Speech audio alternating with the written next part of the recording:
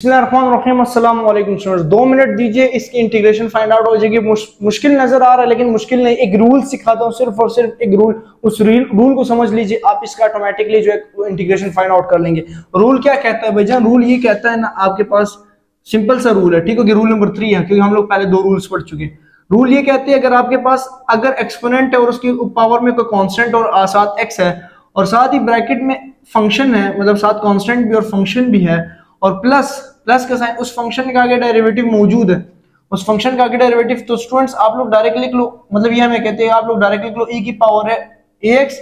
और f of x plus c आप लिख सकते हो। इसके ऊपर मैं अपनी चैनल के ऊपर वीडियो भी अपलोड कर चुका हूं कि ये कैसे प्रूव है, या आप लोगों को बता देता हूं कि ये प्रूव क्यों है, क्योंकि जब आप इसकी लेफ्ट हैंड साइड को सॉल्व कर लोगे तो ये ऑटोमेटिकली राइट हैंड साइड बन जाएगा। अब फर्स्ट हैंड साइड को हम लोग जब सॉल्व करेंगे तो देखो e की पावर ax और पहले फंक्शन से मल्टीप्लाई करवा लो dx,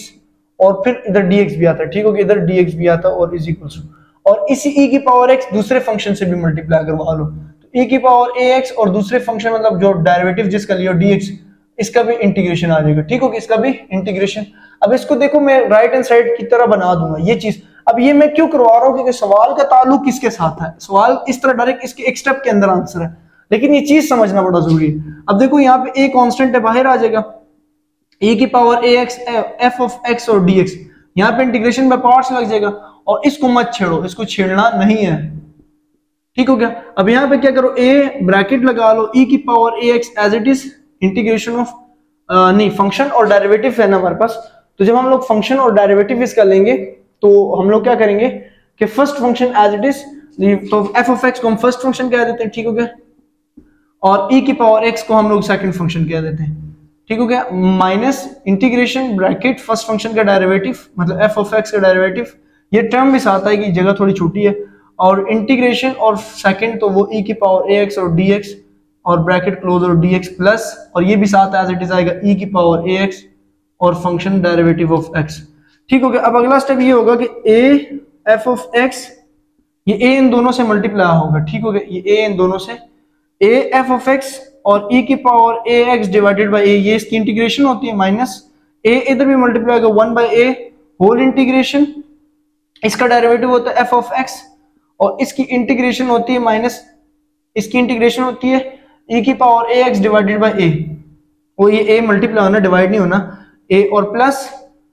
e की पावर ax और फंक्शन का डेरिवेटिव एज इट इज और प्लस c लगा लो। अब ये देखो स्टूडेंट्स कि सिंपल सा काम ये है, यहां से a और a काट दो, a फंक्शन,